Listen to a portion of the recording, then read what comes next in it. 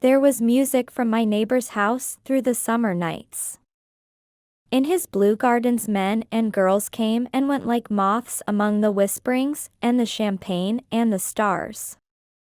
At high tide in the afternoon I watched his guests diving from the tower of his raft, or taking the sun on the hot sand of his beach while his two motorboats slipped the waters of the Sound, drawing aquaplanes over cataracts of foam. On weekends his Rolls-Royce became an omnibus, bearing parties to and from the city between 9 in the morning and long past midnight, while his station wagon scampered like a brisk yellow bug to meet all trains. And on Mondays 8 servants, including an extra gardener, toiled all day with mops and scrubbing brushes and hammers and garden shears, repairing the ravages of the night before. Every Friday 5 crates of oranges and lemons arrived from a fruiter in New York. Every Monday these same oranges and lemons left his back door in a pyramid of pulpless halves. There was a machine in the kitchen which could extract the juice of 200 oranges in half an hour, if a little button was pressed 200 times by a butler's thumb. At least once a fortnight a corps of caterers came down with several hundred feet of canvas and enough colored lights to make a Christmas tree of Gatsby's enormous garden. On buffet tables, garnished with glistening hors d'oeuvre, spiced baked hams crowded against salads of harlequin designs and pastry pigs and turkeys bewitched to a dark gold. In the main hall a bar with a real brass rail was set up, and stocked with gins and liquors and with cordials so long forgotten that most of his female guests were too young to know one from another. By 7 o'clock the orchestra has arrived, no thin 5-piece affair, but a whole pitful of oboes and trombones and saxophones and viols and cornets and piccolos and low and high drums. The last swimmers have come in from the beach now and are dressing upstairs. The cars from New York are parked 5 deep in the drive, and already the halls and salons and verandas are gaudy with primary colors, and hair bobbed in strange new ways, and shawls beyond the dreams of Castile.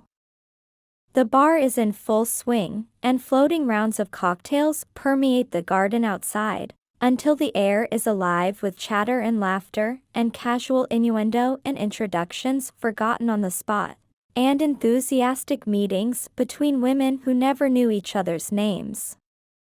The lights grow brighter as the earth lurches away from the sun, and now the orchestra is playing yellow cocktail music, and the opera of voices pitches a key higher.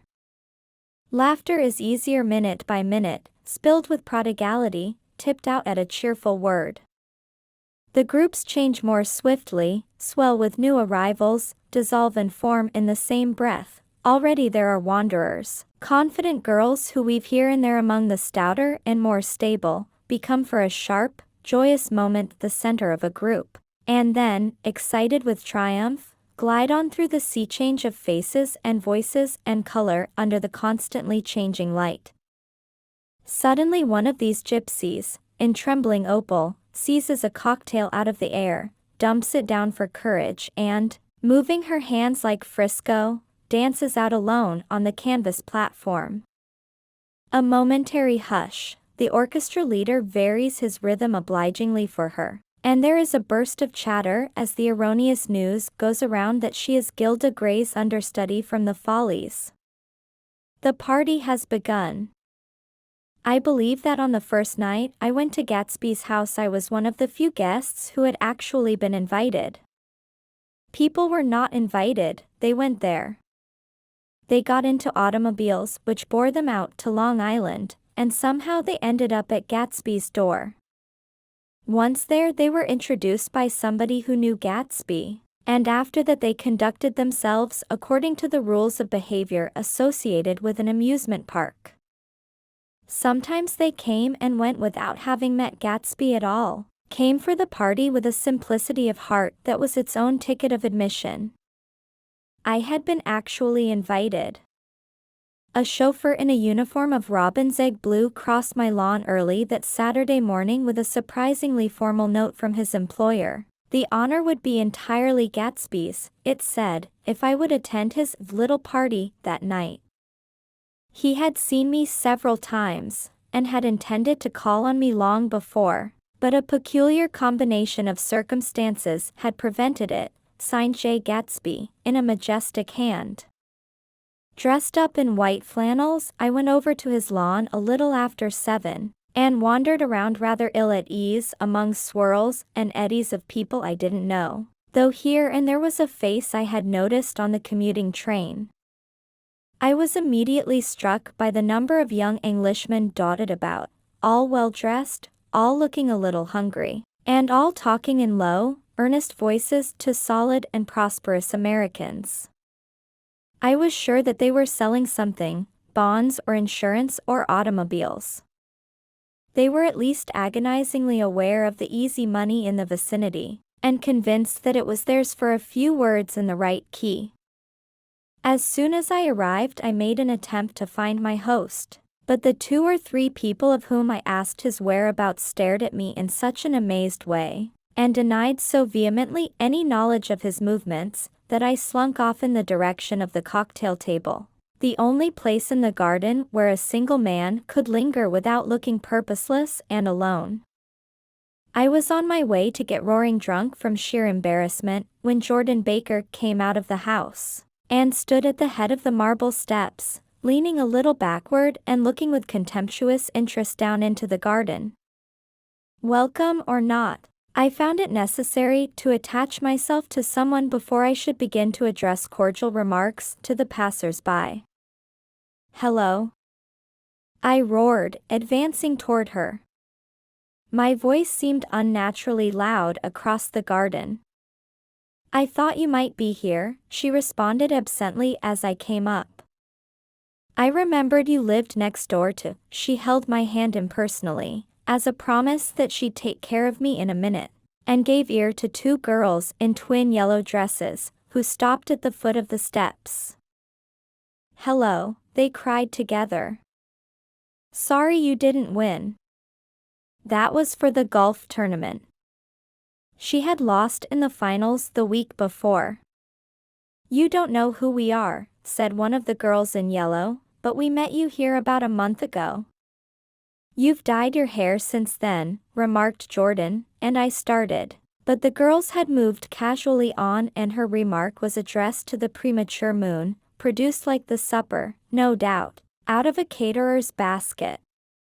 With Jordan's slender golden arm resting in mine, we descended the steps and sauntered about the garden. A tray of cocktails floated at us through the twilight, and we sat down at a table with the 2 girls in yellow and 3 men, each one introduced to us as Mr.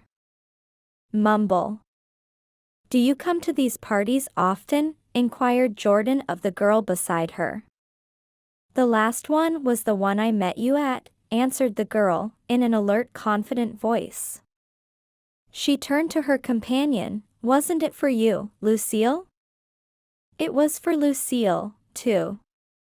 I like to come, Lucille said. I never care what I do, so I always have a good time. When I was here last I tore my gown on a chair, and he asked me my name and address. Inside of a week I got a package from Courier's with a new evening gown in it. Did you keep it? Asked Jordan.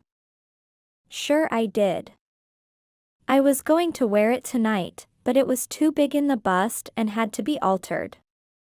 It was gas blue with lavender beads. $265. There's something funny about a fellow that'll do a thing like that, said the other girl eagerly. He doesn't want any trouble with anybody. Who doesn't? I inquired. Gatsby. Somebody told me. The 2 girls and Jordan leaned together confidentially. Somebody told me they thought he killed a man once. A thrill passed over all of us. The 3 Mr. Mumbles bent forward and listened eagerly. I don't think it's so much that, argued Lucille skeptically, it's more that he was a German spy during the war. One of the men nodded in confirmation. I heard that from a man who knew all about him, grew up with him in Germany, he assured us positively. Oh, no, said the first girl, it couldn't be that, because he was in the American army during the war. As our credulity switched back to her, she leaned forward with enthusiasm. You look at him sometimes when he thinks nobody's looking at him. I'll bet he killed a man. She narrowed her eyes and shivered. Lucille shivered. We all turned and looked around for Gatsby. It was testimony to the romantic speculation he inspired that there were whispers about him from those who had found little that it was necessary to whisper about in this world. The first supper, there would be another one after midnight, was now being served, and Jordan invited me to join her own party, who were spread around a table on the other side of the garden. There were 3 married couples and Jordan's escort, a persistent undergraduate given to violent innuendo, and obviously under the impression that sooner or later Jordan was going to yield him up her person to a greater or lesser degree. Instead of rambling, this party had preserved a dignified homogeneity, and assumed to itself the function of representing the staid nobility of the countryside, East Egg condescending to West Egg and carefully on guard against its spectroscopic gaiety. Let's get out, whispered Jordan, after a somehow wasteful and inappropriate half-hour. This is much too polite for me. We got up, and she explained that we were going to find the host. I had never met him, she said, and it was making me uneasy. The undergraduate nodded in a cynical, melancholy way. The bar, where we glanced first, was crowded, but Gatsby was not there. She couldn't find him from the top of the steps, and he wasn't on the veranda. On a chance we tried an important-looking door, and walked into a high Gothic library, paneled with carved English oak, and probably transported complete from some ruin overseas.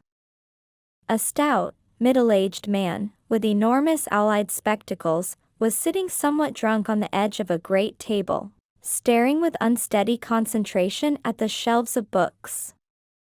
As we entered, he wheeled excitedly around and examined Jordan from head to foot. What do you think? He demanded impetuously. About what? He waved his hand toward the bookshelves. About that. As a matter of fact, you needn't bother to ascertain. I ascertained. They're real. The books? He nodded. Absolutely real, have pages and everything. I thought they'd be a nice durable cardboard.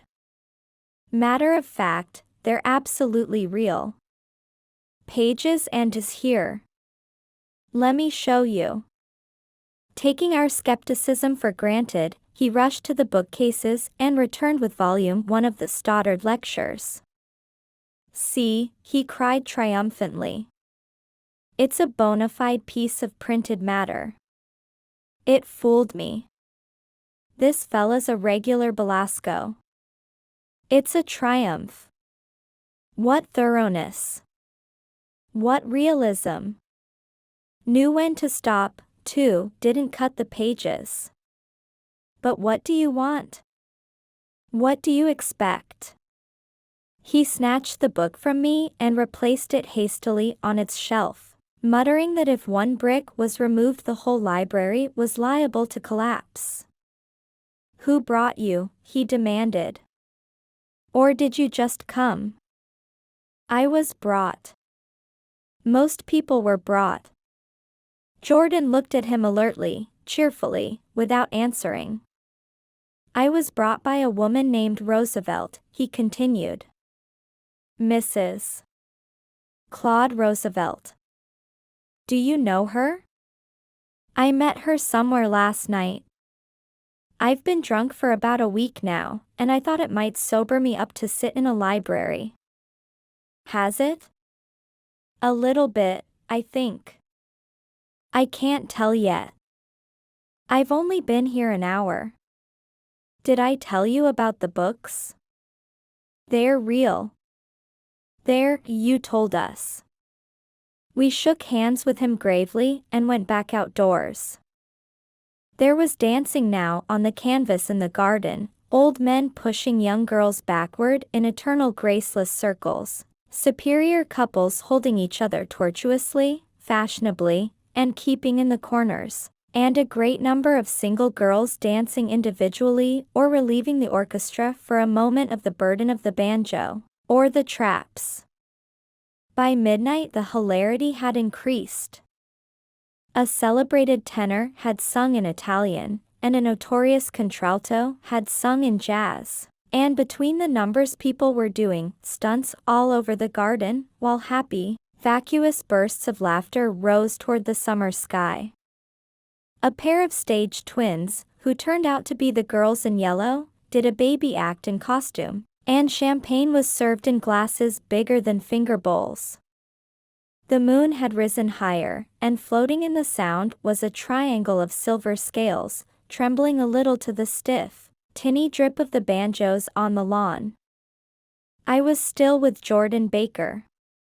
We were sitting at a table with a man of about my age and a rowdy little girl, who gave way upon the slightest provocation to uncontrollable laughter. I was enjoying myself now. I had taken 2 finger bowls of champagne, and the scene had changed before my eyes into something significant, elemental, and profound. At a lull in the entertainment, the man looked at me and smiled. "Your face is familiar," he said politely. "Weren't you in the 1st Division during the war?" "Why, yes. I was in the 28th Infantry. I was in the 16th until June 1918. I knew I'd seen you somewhere before." We talked for a moment about some wet, gray little villages in France. Evidently he lived in this vicinity, for he told me that he had just bought a hydroplane, and was going to try it out in the morning. "Want to go with me, old sport?" "Just near the shore along the Sound." "What time?" "Any time that suits you best." It was on the tip of my tongue to ask his name when Jordan looked around and smiled. "Having a gay time now?" she inquired. "Much better." I turned again to my new acquaintance. "This is an unusual party for me. I haven't even seen the host." "I live over there." I waved my hand at the invisible hedge in the distance, and this man Gatsby sent over his chauffeur with an invitation. For a moment he looked at me as if he failed to understand. "I'm Gatsby," he said suddenly. "What?" I exclaimed. "Oh, I beg your pardon. I thought you knew, old sport. I'm afraid I'm not a very good host." He smiled understandingly, much more than understandingly. It was one of those rare smiles with a quality of eternal reassurance in it, that you may come across 4 or 5 times in life. It faced, or seemed to face, the whole eternal world for an instant, and then concentrated on you with an irresistible prejudice in your favor. It understood you just so far as you wanted to be understood, believed in you as you would like to believe in yourself, and assured you that it had precisely the impression of you that, at your best, you hoped to convey. Precisely at that point it vanished, and I was looking at an elegant young roughneck, a year or 2 over 30, whose elaborate formality of speech just missed being absurd. Some time before he introduced himself I'd got a strong impression that he was picking his words with care. Almost at the moment when Mr. Gatsby identified himself, a butler hurried toward him with the information that Chicago was calling him on the wire. He excused himself with a small bow that included each of us in turn. "If you want anything, just ask for it, old sport," he urged me. "Excuse me. I will rejoin you later." When he was gone, I turned immediately to Jordan, constrained to assure her of my surprise. I had expected that Mr. Gatsby would be a florid and corpulent person in his middle years. Who is he? I demanded. Do you know? He's just a man named Gatsby. Where is he from, I mean? And what does he do? Now you're started on the subject, she answered with a wan smile. Well, he told me once he was an Oxford man. A dim background started to take shape behind him, but at her next remark it faded away. However, I don't believe it. Why not? I don't know, she insisted, I just don't think he went there. Something in her tone reminded me of the other girls. I think he killed a man, and had the effect of stimulating my curiosity. I would have accepted without question the information that Gatsby sprang from the swamps of Louisiana, or from the Lower East Side of New York. That was comprehensible. But young men didn't, at least in my provincial inexperience I believed they didn't, drift coolly out of nowhere and buy a palace on Long Island Sound. Anyhow, he gives large parties, said Jordan, changing the subject with an urban distaste for the concrete. And I like large parties. They're so intimate. At small parties there isn't any privacy. There was the boom of a bass drum, and the voice of the orchestra leader rang out suddenly above the echolalia of the garden. Ladies and gentlemen, he cried. At the request of Mr. Gatsby, we are going to play for you Mr. Vladimir Tostof's latest work, which attracted so much attention at Carnegie Hall last May. If you read the papers you know there was a big sensation. He smiled with jovial condescension, and added, some sensation. Whereupon everybody laughed. The piece is known, he concluded lustily, as Vladimir Tostof's Jazz History of the World. The nature of Mr. Tostof's composition eluded me, because just as it began my eyes fell on Gatsby, standing alone on the marble steps and looking from one group to another with approving eyes. His tanned skin was drawn attractively tight on his face, and his short hair looked as though it were trimmed every day. I could see nothing sinister about him. I wondered if the fact that he was not drinking helped to set him off from his guests, for it seemed to me that he grew more correct as the fraternal hilarity increased.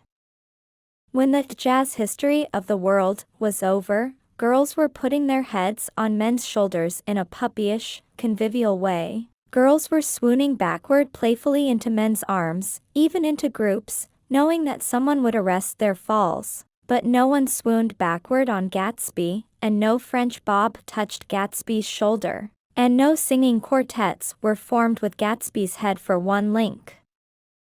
I beg your pardon. Gatsby's butler was suddenly standing beside us. Miss Baker, he inquired.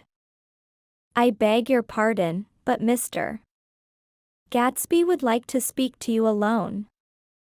With me? She exclaimed in surprise. Yes, madam. She got up slowly, raising her eyebrows at me in astonishment, and followed the butler toward the house. I noticed that she wore her evening dress, all her dresses, like sports clothes. There was a jauntiness about her movements as if she had first learned to walk upon golf courses on clean, crisp mornings. I was alone and it was almost 2.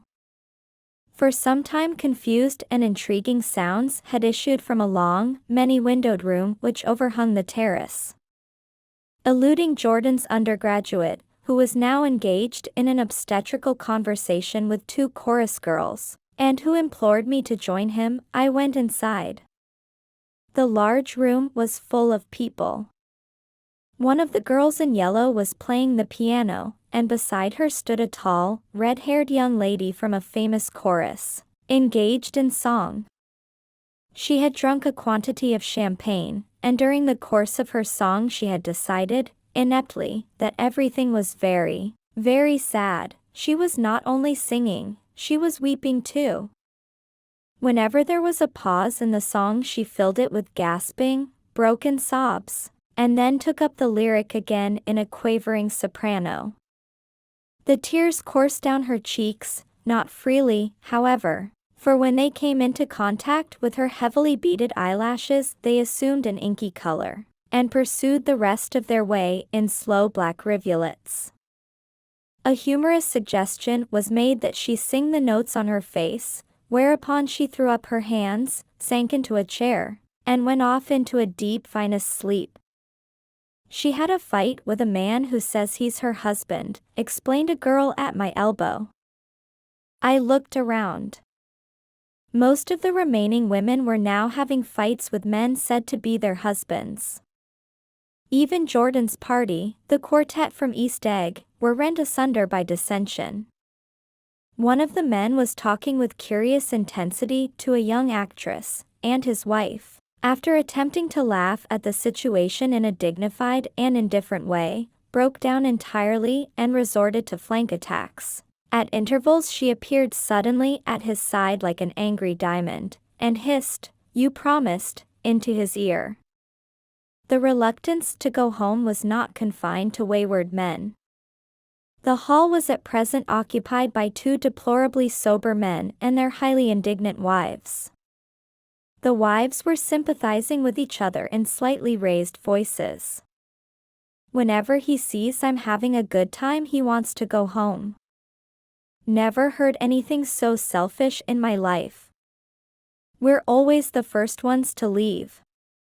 "So are we." "Well, we're almost the last tonight," said one of the men sheepishly. "The orchestra left half an hour ago." In spite of the wives' agreement that such malevolence was beyond credibility, the dispute ended in a short struggle, and both wives were lifted, kicking, into the night. As I waited for my hat in the hall the door of the library opened and Jordan Baker and Gatsby came out together. He was saying some last word to her, but the eagerness in his manner tightened abruptly into formality as several people approached him to say goodbye. Jordan's party were calling impatiently to her from the porch, but she lingered for a moment to shake hands. "I've just heard the most amazing thing," she whispered. "How long were we in there?" "Why, about an hour." "It was simply amazing," she repeated abstractedly. "But I swore I wouldn't tell it and here I am tantalizing you." She yawned gracefully in my face. "Please come and see me." Phone book. Under the name of Mrs. Sigourney Howard. My aunt. She was hurrying off as she talked, her brown hand waved a jaunty salute as she melted into her party at the door. Rather ashamed that on my first appearance I had stayed so late, I joined the last of Gatsby's guests, who were clustered around him. I wanted to explain that I'd hunted for him early in the evening and to apologize for not having known him in the garden. "Don't mention it," he enjoined me eagerly. "Don't give it another thought, old sport." The familiar expression held no more familiarity than the hand which reassuringly brushed my shoulder. "And don't forget we're going up in the hydroplane tomorrow morning, at 9 o'clock. Then the butler, behind his shoulder, "Philadelphia wants you on the phone, sir." "All right, in a minute. Tell them I'll be right there. Good night. Good night. Good night." He smiled, and suddenly there seemed to be a pleasant significance in having been among the last to go, as if he had desired it all the time. "Good night, old sport." "Good night." But as I walked down the steps I saw that the evening was not quite over. 50 feet from the door a dozen headlights illuminated a bizarre and tumultuous scene. In the ditch beside the road, right side up, but violently shorn of one wheel, rested a new coupe which had left Gatsby's drive not 2 minutes before. The sharp jut of a wall accounted for the detachment of the wheel, which was now getting considerable attention from half a dozen curious chauffeurs. However, as they had left their cars blocking the road, a harsh, discordant din from those in the rear had been audible for some time, and added to the already violent confusion of the scene. A man in a long duster had dismounted from the wreck and now stood in the middle of the road, looking from the car to the tire and from the tire to the observers in a pleasant, puzzled way. "See," he explained. "It went in the ditch." The fact was infinitely astonishing to him, and I recognized first the unusual quality of wonder, and then the man. It was the late patron of Gatsby's library. "How'd it happen?" He shrugged his shoulders. "I know nothing whatever about mechanics," he said decisively. "But how did it happen? Did you run into the wall?" "Don't ask me," said All Eyes, washing his hands of the whole matter. "I know very little about driving, next to nothing. It happened, and that's all I know." "Well, if you're a poor driver you oughtn't to try driving at night." "But I wasn't even trying," he explained indignantly, "I wasn't even trying." An odd hush fell upon the bystanders. "Do you want to commit suicide? You're lucky it was just a wheel. A bad driver and not even trying." "You don't understand," explained the criminal. "I wasn't driving. There's another man in the car." The shock that followed this declaration found voice in a sustained "ah" as the door of the coupe swung slowly open. The crowd, it was now a crowd, stepped back involuntarily, and when the door had opened wide there was a ghostly pause. Then, very gradually, part by part, a pale, dangling individual stepped out of the wreck, pawing tentatively at the ground with a large uncertain dancing shoe. Blinded by the glare of the headlights and confused by the incessant groaning of the horns, the apparition stood swaying for a moment before he perceived the man in the duster. "What's matter?" he inquired calmly. "Did we run out of gas? Look." Half a dozen fingers pointed at the amputated wheel. He stared at it for a moment, and then looked upward as though he suspected that it had dropped from the sky. "It came off," someone explained. He nodded. "At first I didn't notice we'd stopped." A pause. Then, taking a long breath and straightening his shoulders, he remarked in a determined voice, "Wonder tell me where there's a gas line station?" At least a dozen men, some of them a little better off than he was, explained to him that wheel and car were no longer joined by any physical bond. "Back out," he suggested after a moment. "Put her in reverse." "But the wheel's off." He hesitated. "No harm in trying," he said. The caterwauling horns had reached a crescendo and I turned away and cut across the lawn toward home. I glanced back once. A wafer of a moon was shining over Gatsby's house, making the night fine as before, and surviving the laughter and the sound of his still glowing garden. A sudden emptiness seemed to flow now from the windows and the great doors, endowing with complete isolation the figure of the host, who stood on the porch, his hand up in a formal gesture of farewell. Reading over what I have written so far, I see I have given the impression that the events of 3 nights several weeks apart were all that absorbed me. On the contrary, they were merely casual events in a crowded summer, and, until much later, they absorbed me infinitely less than my personal affairs. Most of the time I worked. In the early morning the sun threw my shadow westward as I hurried down the white chasms of lower New York to the Probity Trust. I knew the other clerks and young bond salesmen by their first names, and lunched with them in dark, crowded restaurants on little pig sausages and mashed potatoes and coffee. I even had a short affair with a girl who lived in Jersey City and worked in the accounting department, but her brother began throwing mean looks in my direction, so when she went on her vacation in July, I let it blow quietly away.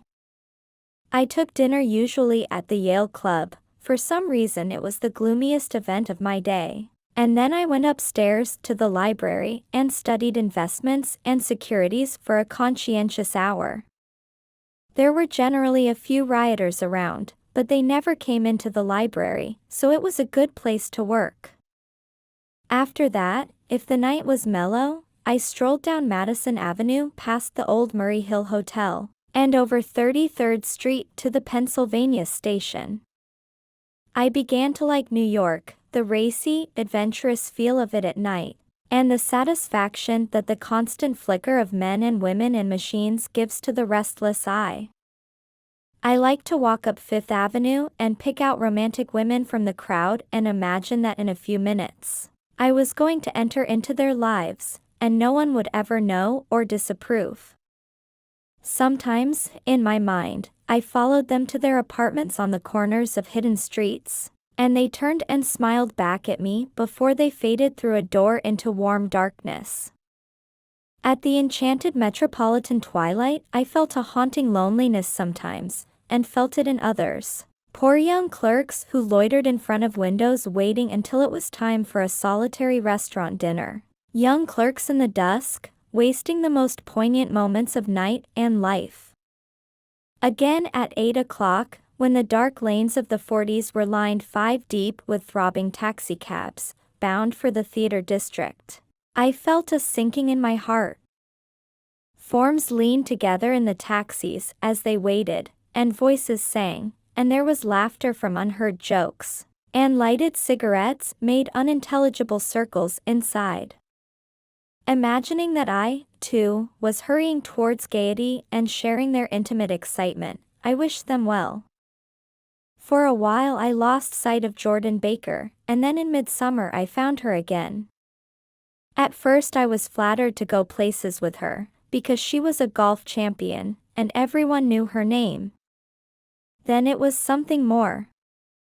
I wasn't actually in love, but I felt a sort of tender curiosity. The bored, haughty face that she turned to the world concealed something. Most affectations conceal something eventually, even though they don't in the beginning, and one day I found what it was. When we were on a house party together up in Warwick, she left a borrowed car out in the rain with the top down, and then lied about it. And suddenly, I remembered the story about her that had eluded me that night at Daisy's.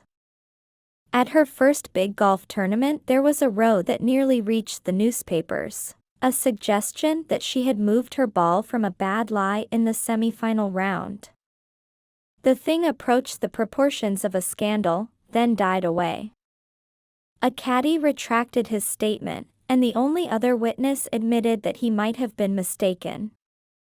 The incident and the name had remained together in my mind. Jordan Baker instinctively avoided clever, shrewd men, and now I saw that this was because she felt safer on a plane where any divergence from a code would be thought impossible. She was incurably dishonest. She wasn't able to endure being at a disadvantage and, given this unwillingness, I suppose she had begun dealing in subterfuges when she was very young in order to keep that cool, insolent smile turned to the world and yet satisfy the demands of her hard, jaunty body. It made no difference to me. Dishonesty in a woman is a thing you never blame deeply. I was casually sorry, and then I forgot. It was on that same house party that we had a curious conversation about driving a car. It started because she passed so close to some workmen that our fender flicked a button on one man's coat. "You're a rotten driver," I protested. "Either you ought to be more careful, or you oughtn't to drive at all." "I am careful." "No, you're not." Well, other people are, she said lightly. What's that got to do with it? They'll keep out of my way, she insisted. It takes two to make an accident. Suppose you met somebody just as careless as yourself. I hope I never will, she answered. I hate careless people. That's why I like you. Her gray, sun-strained eyes stared straight ahead, but she had deliberately shifted our relations. And for a moment I thought I loved her. But I am slow-thinking and full of interior rules that act as brakes on my desires, and I knew that first I had to get myself definitely out of that tangle back home. I'd been writing letters once a week and signing them, love, Nick, and all I could think of was how, when that certain girl played tennis, a faint mustache of perspiration appeared on her upper lip.